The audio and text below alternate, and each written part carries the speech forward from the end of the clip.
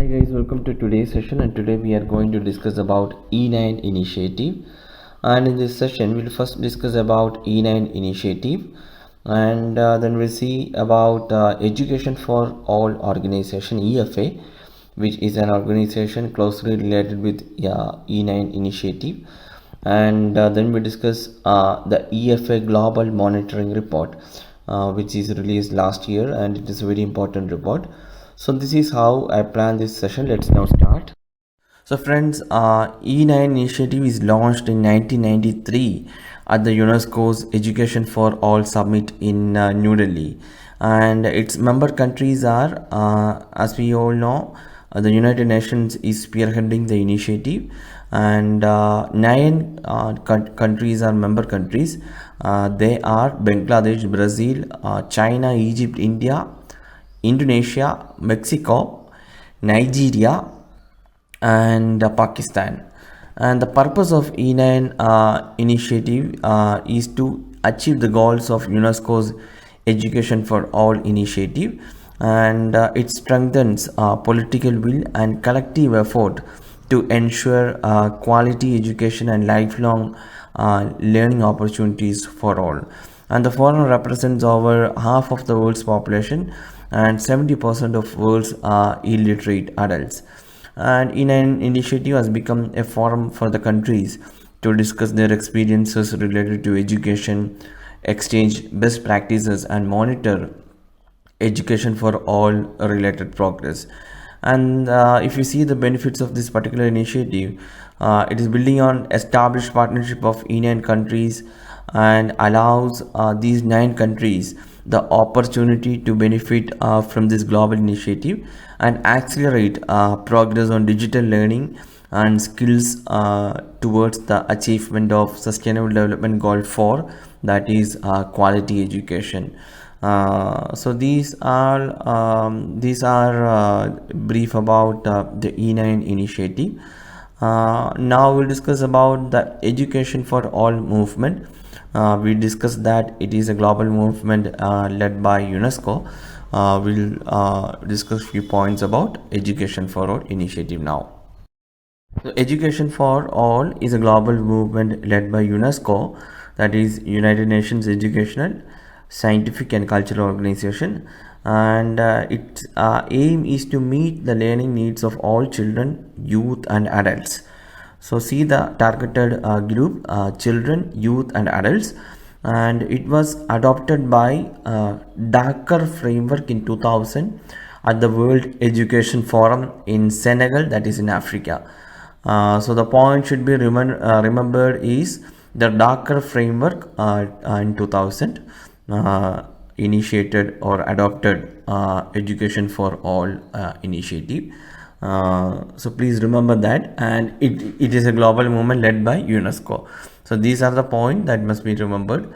Now we'll discuss, there is a global monitoring report released by Education for All. We'll discuss the details about that report.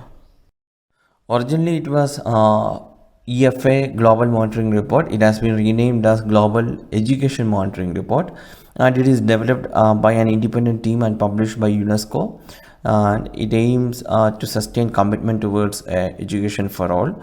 And the UNESCO Institute for Statistics, based in Montreal, provides data for the report on students, teachers, school performance, adult literacy and education expenditure.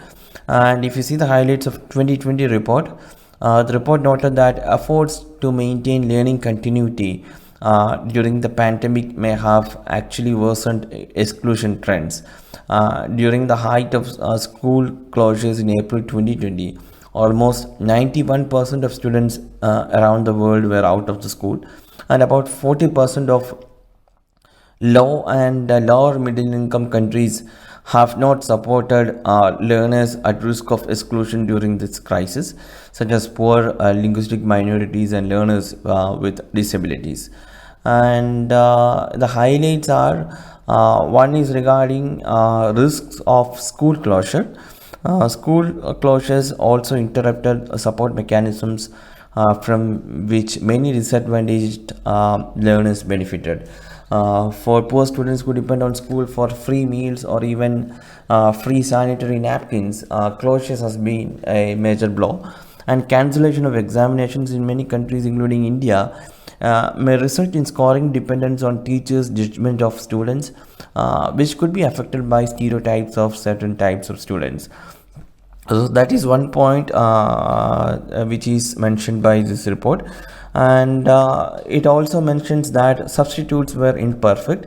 That is, education systems responded with distance learning solutions, all of which offered less or more imperfect substitutes for classroom instructions. That is said in the report. Many poor countries opted for radio and television lessons, while some upper middle income countries opted for online learning platforms for primary and secondary education. India has used a mix of all three systems for educational continuity. And also, next major issue is the digital divide. Even as governments increasingly rely on technology, the digital divide lays bare the limitations of this approach.